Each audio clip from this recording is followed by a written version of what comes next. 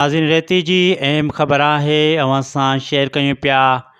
UC जंगल मलिक जे chairman पारां UC में तरक़ियाती कमनि जो सिलसिलो जारी रखंदे अॼु यूसी जंगल मलिक जे डेवरी जे मुख़्तलिफ़ ॻोठनि में बरसातुनि ऐं सिम सबबि ॿुॾल रस्तनि ते मिटी विझराइण जो कमु करायो वियो, जंहिंजो इफ़्तिताह मीर शहरयार ख़ान शर कयो ऐं ॿियनि मुअज़्ज़िज़ शख़्सियतुनि बि शिरकत कई।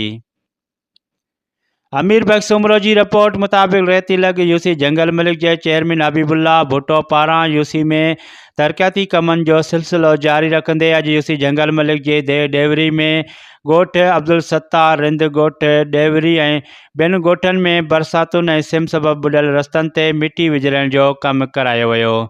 जंहिंजो इफ़्तिताह साबिक़ा MP मीर शहरयार ख़ान शर कयो ऐं ॿियनि मुअज़्ज़िज़ शख़्सियतुनि बि शिरकत कई, जंहिंमें मीर शहरयार ख़ान शर यूसी चेयरमैन हबीबुल्ला भुट्टो जे कमनि जी साराह कंदे चयो त ॿियनि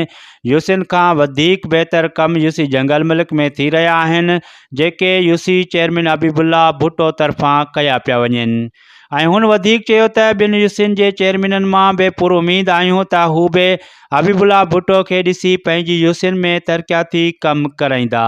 बाद में ॻोठणनि पारां यूसी चेयरमैन जो शुक्रियो अदा कंदे चयो त असीं तौराइता आहियूं यूसी चेयरमैन हबीबुल्ला भुट्टो जन जा असांजे ॿुॾल रस्तनि ते मिटी विझराए अचु वञ जी सहूलियत फ़राहम करे ॾिनी आहे। होॾां UC chairman Habibullah Bhutto UC जी अवाम खे पैगाम ॾींदे चयो त इनशाअल्लाह यूसी जे